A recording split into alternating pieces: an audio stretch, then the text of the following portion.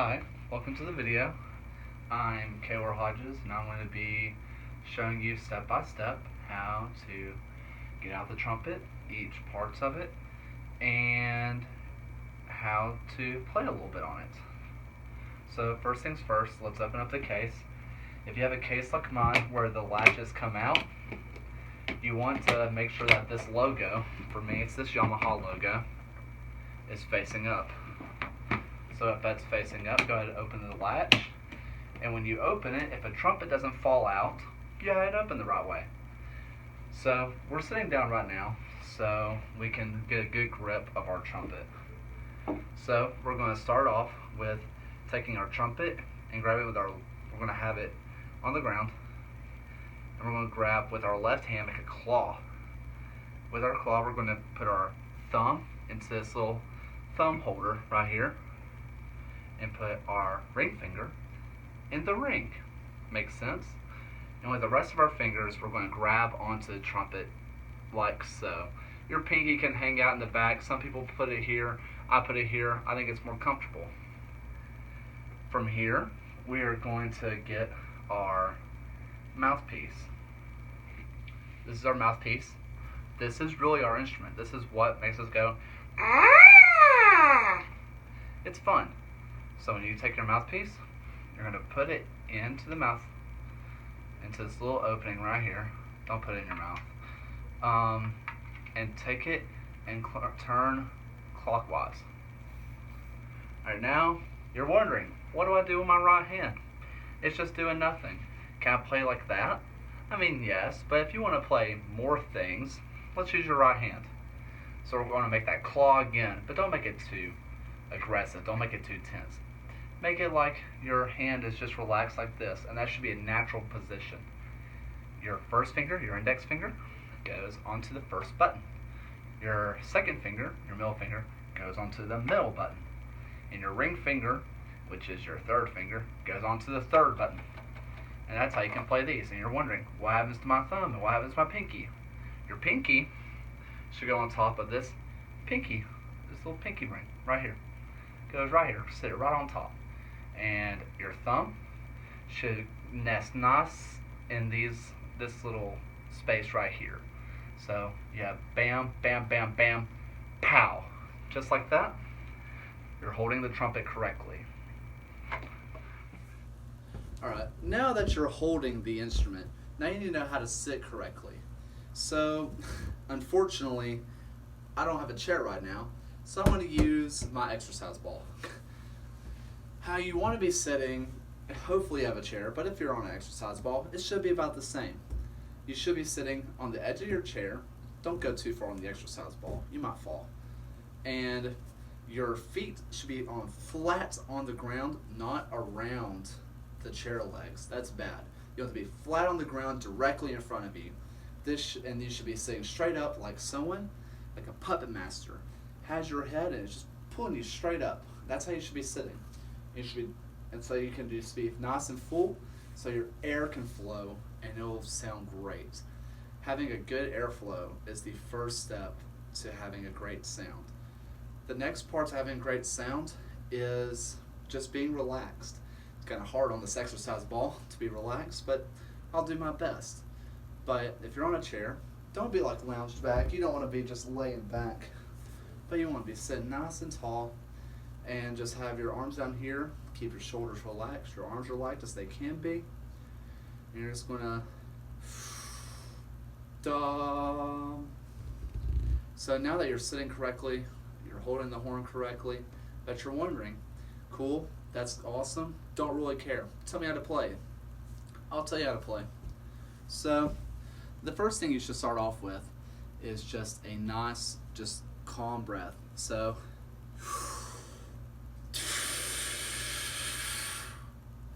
alright, do that with me. Right? I know what you're thinking. Air doesn't make you play. I just get. That doesn't sound very good, does it? No, I mean, it sounds cool, I guess, but it's not the sound you want. So, how do you do that? How do I make my air go from to? Well, what we have to do is buzz our lips. I don't mean like a horse where you go. That's not what you want. You want to form an embouchure. So you want to be firm on your corners. And then you're going to blow air as fast air. So you want to go.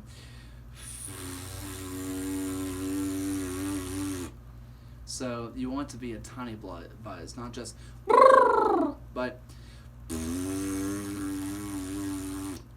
And I know one of my teachers told me to use the drawstring bag. And so what you do is as you tighten the bag, so think about like a balloon where you have it and you make the funny sounds.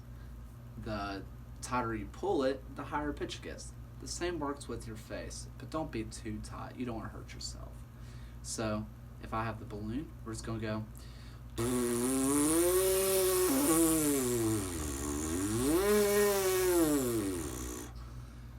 And that's how you go from higher to lower. And I bet you're wondering, why does me going,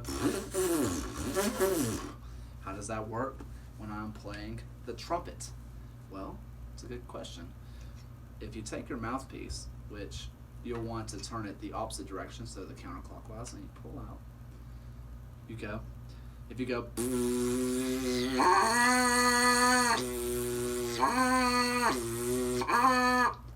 it should work the exact same way. And if you remember what I said earlier with the air, it'll already do that when you put your face on here. So watch this.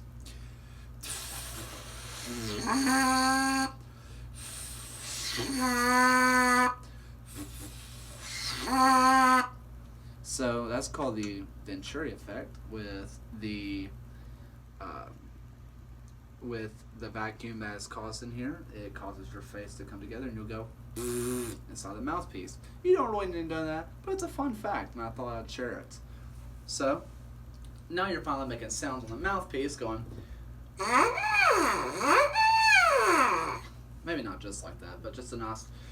I'm going to take our mouthpiece, counterclockwise, bang, just like that. You're nice and relaxed. Sit nice and tall, you're relaxed.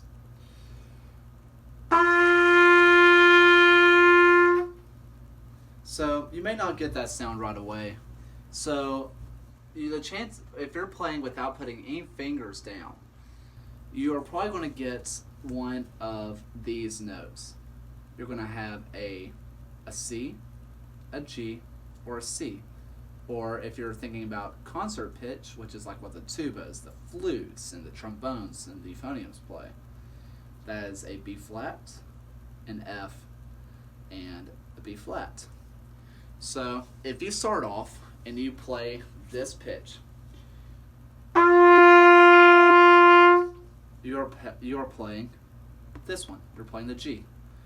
And if you're playing, you're playing this pitch, which is our C. And if you're playing the octave above that, you're playing this note. So why is that important?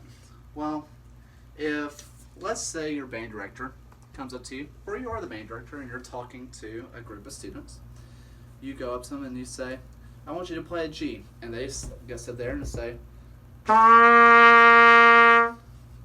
what do I do? Well, ask them to try to raise the pitch. So go. Do that into the mouthpiece. Put that back in. And now you're just going to try to lift that up or use faster air. Air is the secret to all this. Remember, step one of having great sound is good air. So use good air, good fast air. Go.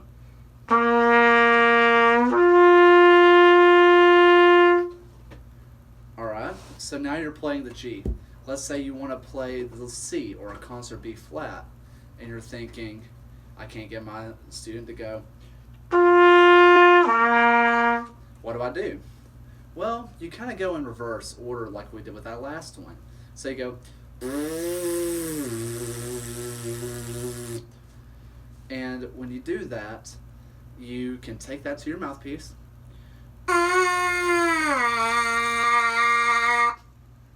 take your mouthpiece, put it back in, counterclockwise, turn. That way it doesn't get stuck. By the way, when you're messing with your instrument, don't go like that. That'll get stuck in there, and that'll just cause everybody a headache, and your band director and your mom and dad might be mad at you, and you don't want that. So, let's keep them happy, and counterclockwise turn. So now you're playing a G, and you want to go down to a C. So, what you'll want to do is you'll want to loosen up your lips. Do not lose your firm corner. So, and your air, you'll still use the same amount of air, but it's going to be moving slower. So you know when you're a kid and you go outside and you play with a water hose and it's really fun. You remember when you put your finger over the hose and it sprays faster? So what you'll want to do is take your finger away from the hole, and it's the same amount of water coming out of the hose, but it's just coming out slower. So that's what you want to do here is, so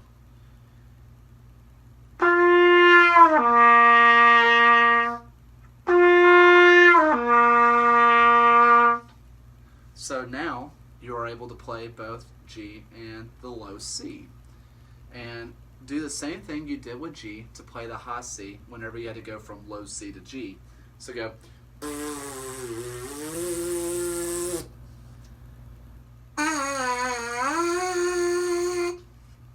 it back in, counterclockwise.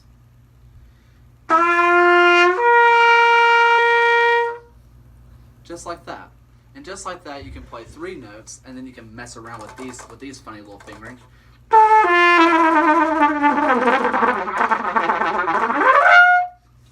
And you can do that, and it can make funny sounds, or you can play what we call real music, and you can play like jazz and just sit there and go. You can do stuff like that, and you can impress your friends and family. And there you have it. That is how you play the trumpet in a short, roughly about 12-minute lesson. If you have any questions, don't be afraid to leave any comments down below. And yeah, thank you for watching.